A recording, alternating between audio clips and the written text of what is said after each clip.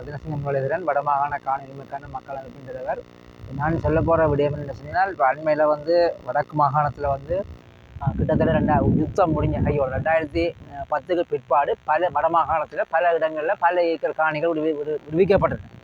அந்த காணிகள் பிரதேச செயலகம் ஊடாக அல்லது மாவட்ட செயலகம் ஊடாகத்தான் அந்த காணிகளை கையகப்படுத்தி வச்சிருக்கிற இராணுவமாக இருந்தானே, பொலிசாக இருந்தானே, கடற்படையாக இருந்தானே, விமானப்படையாக இருந்தானே கையெழுத்து செல்கின்றது. ஆனால் அண்மையில் மட்டும் உங்களுக்கு தெரியும், கடந்த 17ஆம் தேதி தையட்டியில் நடந்த சம்பவம் ஒரு வியப்புக்குரிய விடயமாக கருதப்படுகின்றது. தையட்டி காணியை மட்டும் அளந்துதான் தாங்கள் விடுவோம் என்று சொல்கிறது ஒரு வியப்புக்குரிய விடயமாக, கேலிக்குரிய விடயமாக இருந்தது. காரணம் என்னென்று சொன்னால், அந்த காணி ஏற்கனவே உயர் பாதுகாப்பு வலயத்திலிருந்து மாவட்ட செயலருக்கு கையகப்படுத்தப்பட்டதாக மாவட்ட செயலர் சொல்லுகின்றார். பிறகு அந்த காணியை அளந்து போட்டு தான் உங்களுக்கு தருவோம் என்று சொல்லித்தான் அந்த மக்களை அழகாக கூப்பிட்டார். ஆனால் அதுக்குள்ள பல சூட்சுமங்கள் இருந்ததாகத்தான் நான் கருது. உண்மையில் அந்த காணிக்கார மக்கள் சரியாக குழம்பு இருந்தவர்.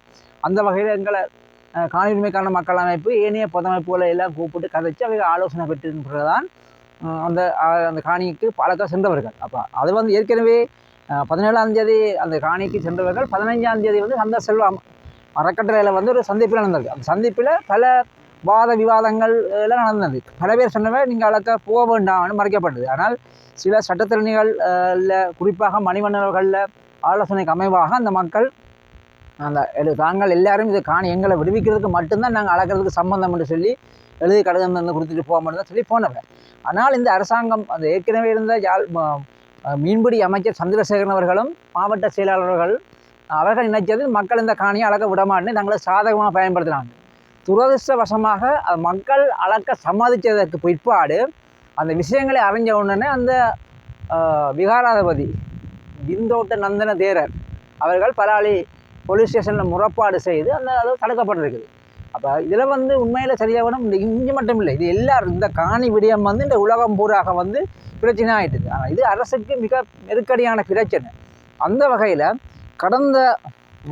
கடந்த மாதம், அதாவது 3ஆம் மாதம் 14ஆம் தேதி இலங்கையில் உள்ள 9 மாகாணத்தில் உள்ள மாகாண மக்களையும் கூப்பிட்டு அதில் வடமாகாணம் சார்பாக நானும் போயிருந்தேன். காணி விடயங்கள் சம்பந்தமாக ஆராயப்பட்டது கொழும்பில் ஆராயப்பட்ட இடத்துல அந்த இடத்துக்கு யூஎன் பிரதியும் வந்திருந்தது. வடக்கு மாகாணத்தில் வடமாகாணத்தில் உள்ள 5 மாவட்டங்களில் காணி விடயங்கள் வேறு ஆணி வேறாக உரிய ஆதாரங்களோட ஆதாரபூர்வமாக நான் அதில் உரையாற்றினான். அதன் பிற்பாடு அவளை காணி ஆவணங்கள் அவளை அத்தனையும் என்னிடம் யூஎன் பிரதிநிதி அங்கே கொழும்பு வச்சு பெற்றுக்கொண்டவர். அதன் பிற்பாடு 2024ஆம் தேதி அதே ஆண்டு, இந்த ஆண்டு தான் 3ஆம் மாதம் 24ஆம் தேதி 25ஆம் தேதி யாழ்ப்பாணத்தில் யூஎன் பிரதிநிதி பலதரப்பட்ட அரச பிரதிநிதிகள், தமிழ் பாராளுமன்ற உறுப்பினர்கள், ஏனைய பிரதிநிதிகள் மற்றும் பொதமைப்புகளை சந்தித்து இந்த காணி விடயம் சம்பந்தமாக கதைச்சவர். அப்போ அதுக்கு பிற்பாடு தான் ஓடி இந்த தையடி விஷயத்தில் அன்றைக்கு அந்த மாவட்ட செயலர் முடிவெடுத்தவர். உண்மையில் மக்களில் காணிகள் மக்களுக்கு விடுவிக்கப்படணும். அது இன மத மொழி வேறுபாடு கடந்து, அது சிங்கள மக்களாக இருக்கட்டும், தமிழ் மக்களாக இருக்கட்டும், முஸ்லீம் மக்களாக இருக்கட்டும், மக்களில் காணிகள் அரச படைகளோ யாருமே கையகப்படுத்தி வைக்கக்கூடாது என்பதெல்லாம் காணி உரிமைக்கான மக்கள் அமைப்பின்ற குறிக்கோளாக இருக்கின்றது. அந்த வகையில் நான் பகிரங்கமாக இந்த ஊடக வாயிலாக அனைவருக்கும் வடமாகாணம் இல்லை, இலங்கையிலே குறிப்பாக இருக்க தமிழ் தேசியம் பேசுகிற கட்சிகள், ஏனைய பொது அமைப்புகள், சிவில் அமைப்புகள், சமூக அமைப்புகள் ஆர்வம் எல்லாருக்கும் ஒன்றை குறிப்பாக சொல்லுகின்றேன்.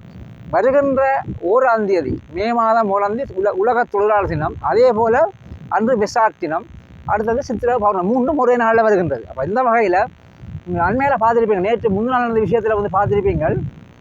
நேற்று அன்னை பூவதின நிகழ்வுக்கு ஆளாலே ஒவ்வொரு இடங்களில் ஒவ்வொரு கூட்டங்கள், அது தங்களில் கட்சியை பலப்படுத்துகிற மாதிரி தான் கூட்டினாங்க. அந்த வகையில் நான் சொல்லுகின்றேன் என்னென்னு சொன்னால், உண்மையில் நீங்கள் அந்த மேதினத்துக்கு ஆள் பிடிச்சி கூட்டம் காட்டி உங்களோட பலத்தை காட்டாமல் உங்களோட பலங்களை நீங்கள் தையொட்டி நோக்கி நகர்த்துங்கள்.